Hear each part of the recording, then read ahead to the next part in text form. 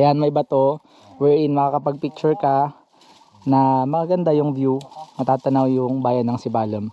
Hi guys, nandito na tayo malapit sa may Mount Taraw and naglakad tayo ng almost 5 kilometers so far and siguro mga 1 kilometro pa papunta doon. Diyan na tayo galing, yan yung Mount Itang-Itang.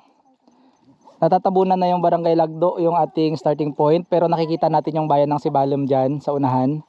And ito na yung Mount Danao na actually mukhang mataas tingnan pag nandun tayo. Pero in reality, pag nandito ka na mas mataas pala itong Mount Taraw, kaya lang malayo siya eh. Kaya parang mas mataas yung tingnan. And dito sa kabila, ito na yung mga bahagi ng Patnungon. And actually nandito na tayo sa part ng Patnungon ngayon. And ayan yung mga bundok dyan sa Patnungon. And ito rin yung dagat.